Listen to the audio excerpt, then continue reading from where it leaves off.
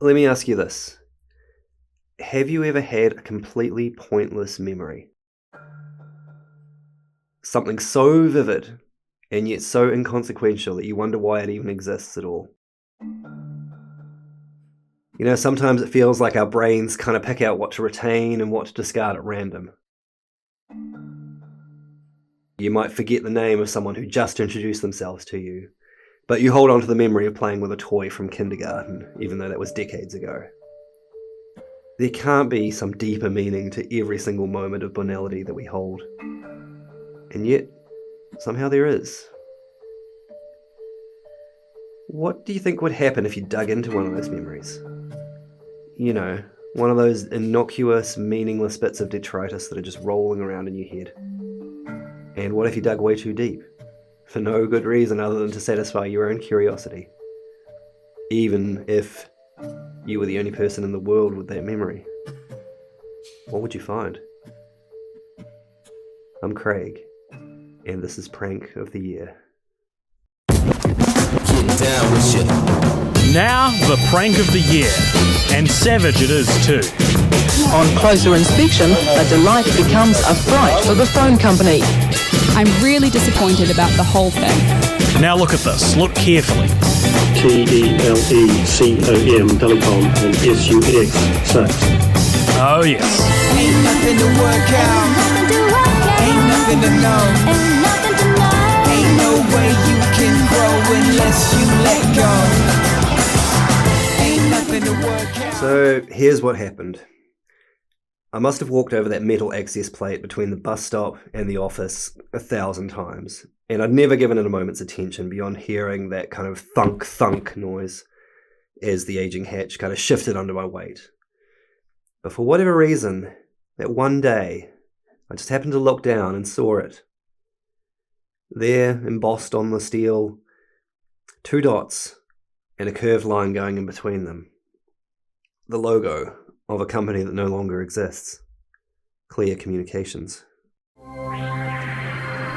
difference is clear. The image of that logo, it triggered something in me. And during the rest of my walk from the bus stop to the office, it emerged from the fog. I remembered a time many years ago. I was sitting in my childhood lounge. I was probably wearing pajamas. My mum was probably getting my little brother ready for bed. It must have still been light outside. I think I was probably waiting for an episode of The Simpsons to start. I knew that it was close to Christmas, but I don't remember a Christmas tree. What I do remember with clarity was what was on the TV. It was Paul Holmes, the veteran broadcaster. He was closing out his show for the night with a final piece. You know, it was a fluff piece, really. A story about a Christmas card. Christmas card sent out by the telecommunications giant Telecom NZ to all of its customers and clients. The front of the card featured a painted scene, a landscape. I don't remember the full details of what it looked like, but I do remember greens and browns, maybe a sliver of sky. Perhaps it was at a beach with some mountains. But I remembered with clarity the close-up. Holmes was highlighting 2 particular sections of the painting. A subtly rendered image of Clear's logo and a line of text hidden amongst the blade of grass with a secret message. Telecom sucks. And there it was. A 30-second slice of my childhood just came flooding back as soon as I saw that logo. So when I got to the office, I did what any person in front of a computer would do. I Googled it. 5 minutes later, I'd come to a realization. There was nothing online about this event at all. It was forgotten. And this left me with 2 choices. Do I forget about it too, and let it just be a weird memory that only I seem to remember? Or do I make the decision to devote too much of my already busy life to investigating a 30-year-old piece of current affairs filler? By lunchtime, I'd made my choice. Okay, so we are recording. I'm hanging out with my friend Luke. We've known each other for years, and we've been looking for a project to work on together. A few minutes prior to this conversation, I pitched him the idea about the telecom Christmas card. I dig the obscurity of this, I really do. And I think it's compelling. If it's like a whodunit true crime thing, we're not going to find anything about it. No one gives a shit about this. Well, I give a shit about it. It's a reason I remembered it, I guess. You know, it's important to me. And it's like, it's one of those weird things, you know. I mean, I listen to a lot of podcasts, right? And I do like a true crime podcast. But my favorite genre of true crime is like just the not murders, not, you know, abductions or anything, you know, real serious. Just real quirky, low stakes shit, you know, like just stuff that nobody. Nothing more low stakes than this, man. I don't know. I just really dig that, and I think this is something that, like, you know, I've been thinking about a little bit, and I don't know. I think it could be fun. Don't get me wrong. We're doing this. Firm commitment there. I just want to know what we're doing. I guess the angle that springs into my head is that everyone must remember something that, like, they have this thing in their head and they go, why the hell have I kept that? Yeah. And maybe hearing you try and answer that question, or you know, at least try and understand that thing, yeah, is what's I know it's compelling. I know it's compelling because I'm interested and I want to do it. But we just go on this journey and we just, you know, we find as much information as we can. Either we find an answer that's satisfying or unsatisfying, or we just make it about the journey. You know? Let's do it. Yeah, man. So Luke was on board, but he'd raised a good question here. What was the deal with this random memory? At a very cellular level, memory is a process. Memories are formed by a process of retuning the way that neurons talk to each other. I'm chatting to Professor Marion Gary from the University of Waikato's School of Psychology. Professor Gary is also the director of Gary Lab, an institute that researches how memory works. If anyone can help me understand why I might have held onto this memory from my childhood, when I often forget to pick up milk, it's Professor Gary. And during that time, what we think is happening is that information is moving, getting distributed around your brain from one sort of localized parts of your brain to other more distributed parts of your brain. During this process, which could go on for a really long time, you're also gaining access, possibly, particularly if a memory is important or something that you're going to think about for a while, talk about with others. You're undergoing this process we call rehearsal. So I was thinking about it, bringing it to mind, gaining access possibly to new information that might be correct or not correct. And that also can get basically attached to that memory. And, you know, memories have to update, because if they didn't, we would be dead. So it's not just that. It's actually quite an adaptive, functional process. So if you were like Fred Flintstone, and when the next time you saw a saber-toothed tiger, if you had to sit there and go, oh, that thing, what have I learned about that thing, right? I mean, you would be dead. Mm. So really what's more efficient is that you just take all the things you've learned about the saber-toothed tiger and sort of mash them together into some kind of generic memory or a guiding principle, or, you know, so memory is not really very good at being like a photo album. Yeah. You know, it's this rigid sort of fixed memory is not how we've evolved. It's not good to be like that. And the fact that we place a real premium on the accuracy of memories and talk about it as though it's our identity, and why is this weird thing happening, and why am I remembering this weird thing from my childhood? That's like the side hustle of memory, right? Because its primary purpose is to keep you from being killed so you can reproduce. This was something I hadn't ever considered. If the memories we retain are important to us on some level, then what did it say about me that I remembered this particular story from the Holmes show?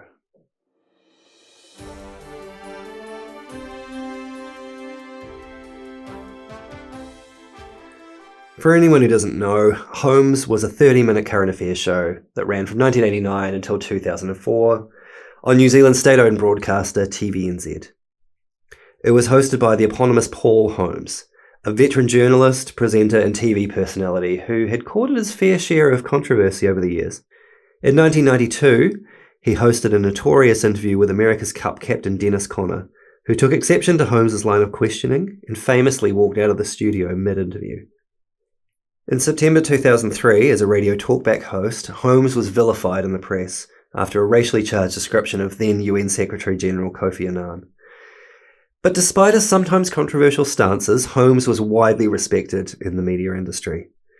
He was awarded a knighthood in 2013 for his services to broadcasting, and he passed away just 2 weeks later after a year-long battle with cancer.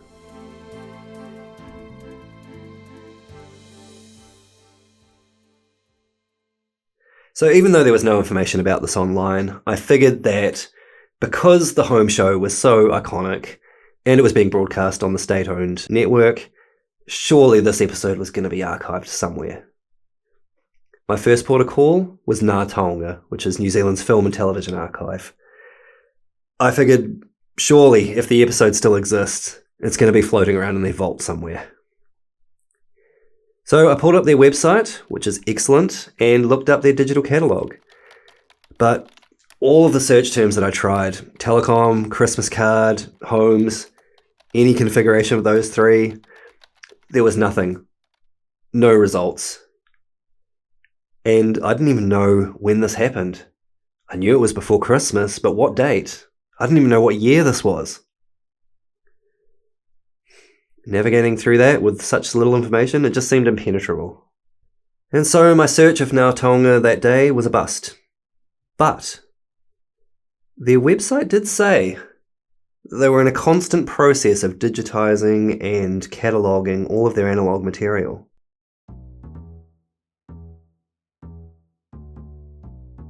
Weeks passed, and every so often I fell into the routine of typing the words telecom, Christmas card, Holmes into the Ngā Taonga database, seeing if any results would come up. For the longest time, nothing did. Until one day. A day where I did find something. Year 1993. Reference number TZP138926. Television collection. Media type moving image. Series Holmes. Transmission date the 22nd of December 1993. Genre television. Duration 127. Production company TVNZ. Description: Telecom Christmas card of cottage scene by Dunedin artist Gray Dixon on closer inspection reveals the words Telecom sucks and the Clear Communications logo. Jackpot. What was at first just a weird, hazy memory was now a verifiable fact. Information about this now exists online. It happened. I didn't know what I'd expected to feel about this, but I was excited. And I now had a date. Wednesday, the 22nd of December, 1993. Just a couple of days before Christmas, and as it happened, a little over a week before my 11th birthday. But that was not the most compelling lead. I also had the name of the original artist who painted this artwork. Gray Dixon. A man who, at least in 1993, was based in Dunedin. It wasn't a massive amount to go on, but it was something. Obviously, I did a quick Google search for the name Gray Dixon, and none of the results led to any Dunedin-based artists. The Ngā Taonga listing had a little button on it that said request to view a copy of this clip. And so I hit that button as hard as I could, and then I started waiting the 4 to 6 week processing period for it to arrive. Luckily, I had a family trip scheduled, which was going to keep my mind off of Paul Holmes, off of subversive Christmas cards, and off the slow-turning wheels of the film archive. Welcome back. Before the break, we learned that the memories that we hold on to are often linked to our sense of identity. I wanted to know more about what happens to a memory like this over a long period of time. At a very cellular level, I think it's probably indisputable that memories tend to update. Okay. How that process happens, I think there's good evidence for this process called reconsolidation. So you bring a memory to mind. Think of this as a metaphor. You take it out of your brain, and now it's active. And now you have to put it back, right? So your brain has to put it back. So it has to go through another round of consolidation. And when that's happening, it's sweeping up everything that got attached to it when you were thinking about it, right? So when you brought it to mind, you have these new thoughts, new reactions, new images, new feelings, and they all get stuck to the memory. So it's not like now you have a second version of the memory. It's the memory. It's updated. And often you can't tell the difference between this thing now I can recall. Is that something I infused the memory with down the track, or did that really happen at the time? It could have been that you had this false parts of this memory in the moment when you saw that logo and went, whoa, and it's all coming back to me. And mostly what we find is that those memories are either not really out of the blue, that you've remembered them and told other people about them, and you just forgot that you used to know them, right? That's kind of a weird thing. And people are really surprised to learn that that's a reasonably common thing to do. Another thing that sometimes we discover is that this sudden rush of memory is it's just not correct. It's just not true. So that's the way memory works. When you have a sudden rush of awareness, it doesn't mean it's more likely to be true, or that it has been buried, or that it was more consequential. Who knows what it means? Memory is a weird thing. Indeed it is. And I knew that I wasn't going to shake this memory until I got to see the Holmes clip again. 4.5 weeks later, an email landed in my inbox, and I had it. In my possession, a copy of the clip I'd seen all those years ago, and for whatever reason had never forgotten.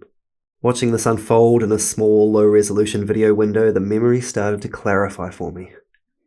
On the screen, Paul Holmes is leaning forward slightly as he sits in front of a backdrop depicting the Auckland skyline at dusk. Just quickly, what you're about to hear isn't the voice of Paul Holmes. While Ngā Taonga did give us temporary access to this clip, we aren't able to play it for you here. Instead, we've asked an actor to read a transcript. Now, this is the prank of the year. And savage it is too. You'll love this. This is 1993's best prank. Savage prank. Brilliant prank. The Telecom Christmas card. Now, look at this. Look carefully. It should become a collector's item. His suit jacket sits over a crisp white shirt, and his red tie looks like it has a paisley pattern on it.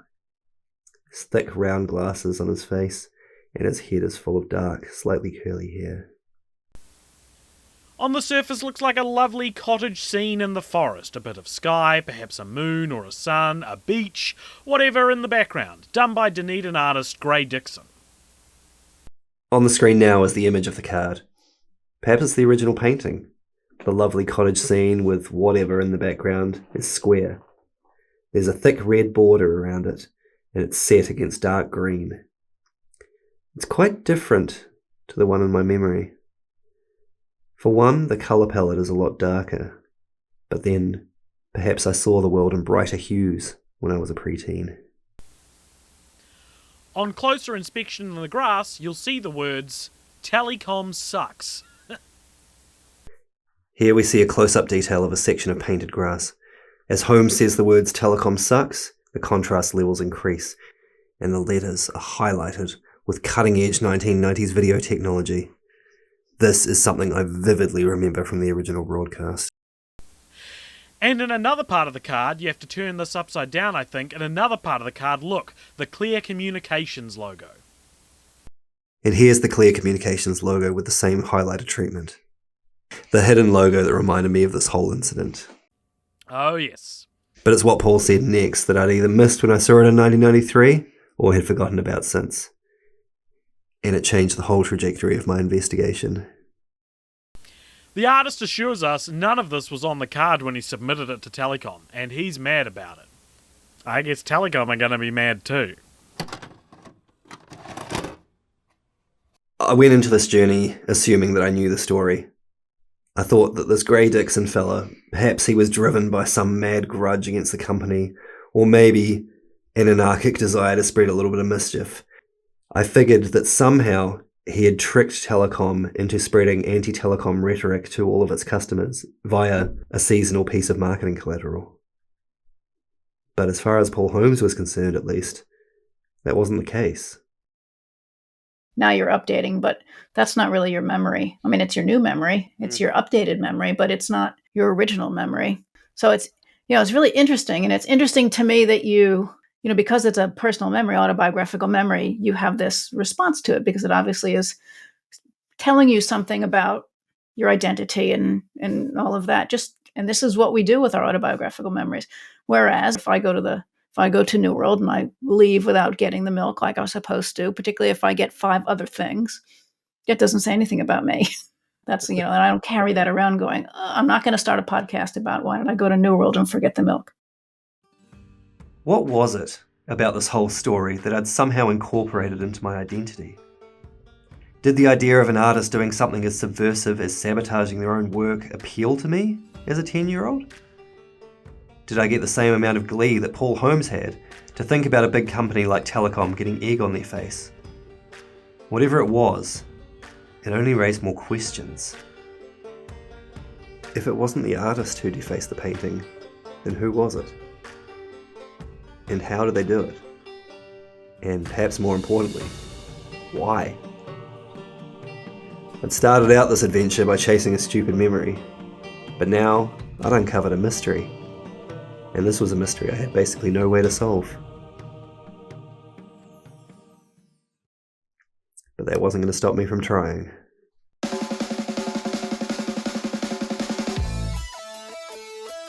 If I knew that tomorrow would be the last day that I live. On the next episode of Prank of the Year, Clearly somebody thought the telecom sucked.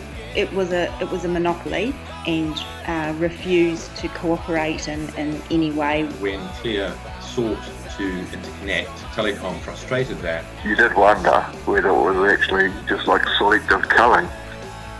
Prank of the Year is written and produced by Luke Watkinson and me, Craig Major. Thanks in this episode go to the team at Ngātaonga Sound and Vision, Professor Marion Gary, and Ryan Wolfe at Brevity Studios. Alexander Jones was the voice of Paul Holmes.